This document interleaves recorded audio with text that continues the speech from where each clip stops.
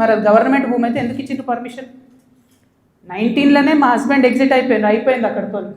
22లో permission వచ్చింది ఆ ల్యాండ్కి. మరి ప్రభుత్వ భూమి అయితే ఎట్లా ఇచ్చారు పర్మిషన్? సంతకం పెట్టింది ఎవరు? కేటీ రామారావు గారు.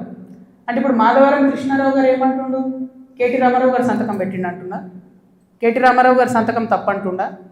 ప్రభుత్వ భూమిని కేటీఆర్ గారు సంతకం పెట్టి ఇచ్చిండు అంటురా? ఏమంటుండ్రు? ఆ విషయం ప్రజలకు చెప్పాలి ఫస్ట్.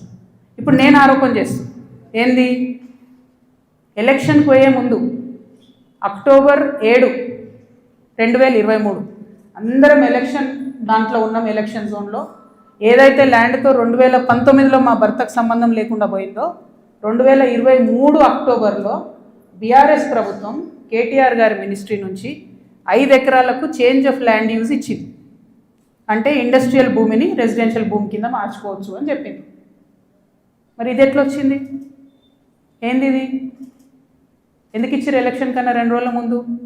ఏం లావాదేవీలు జరిగినాయి? దీంట్లో కృష్ణారావు గారి పాత్ర ఏంది?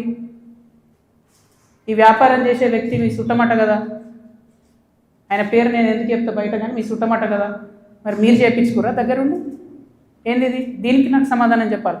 కేటీఆర్ గారు చెప్తారా, బీఆర్ఎస్ పార్టీ చెప్తుందా, కృష్ణారావు గారు చెప్తారా? దీనికి సమాధానం చెప్పాలి. ఎట్లా ఇస్తారు చేంజ్ ఆఫ్ ల్యాండ్ యూజ్?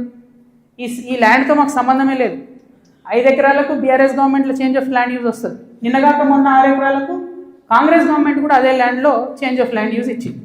అంటే బీఆర్ఎస్ వాళ్ళు సపోర్ట్ చేసిన వ్యాపారవేత్తల్ని యాజ్ ఇట్ ఈస్గా కాంగ్రెస్ వాళ్ళు కూడా సపోర్ట్ చేస్తున్నారు.